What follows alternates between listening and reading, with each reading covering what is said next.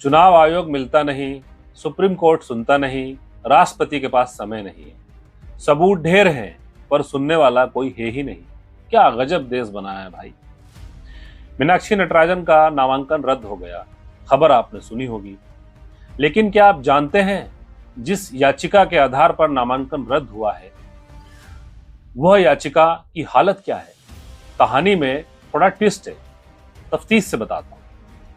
तमिलनाडु की जिस कोर्ट के सामने वह याचिका रखी गई थी, कोर्ट ने उसे सुनवाई लायक ही नहीं समझा। सीधी भाषा में कहें तो जिस कागज को दिखाकर इतना बड़ा फैसला लिया गया वही कागज अदालत में खड़ा नहीं रह पाया। मतलब अब सवाल उठता है, मीनाक्षी नटराजन पर आरोप था क्या? यही एक दिलचस्प बात है। ना कोई आपराधिक मामला, ना कोई दोष सिद्ध हुआ, ना ही कोई अदालती फैसला, बस एक शिकायत, और ऐसी शिकायत जिसका मीनाक्षी नटराजन से सीधा संबंध तक साबित नहीं हुआ।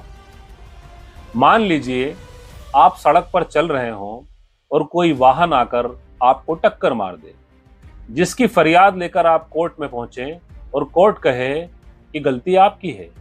सुनने में बड़ा अजीब लगेगा ना? बस यही हुआ है कोर्ट में मीनाक्षी नटराजन के साथ। लेकिन सवाल यह है कि आखिर हुआ क्या?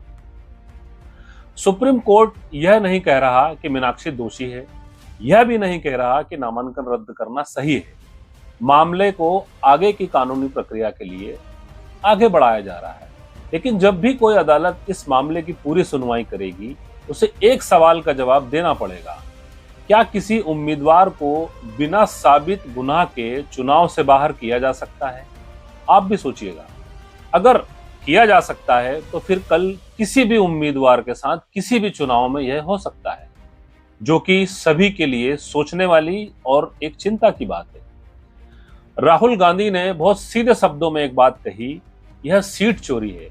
लेकिन लोग कह रहे हैं यह सीट चोरी नहीं, यह डाका है, खुलेआम डाका है। तो सवाल मीनाक्षी नटराजन का नहीं है, सवाल यह है कि अगर आरोप साबित होने से पहले ही सजा मिलने लगे तो लोकतंत्र में अगला नंबर किसका होगा? आप जरूर सोचिएगा। धन्यवाद।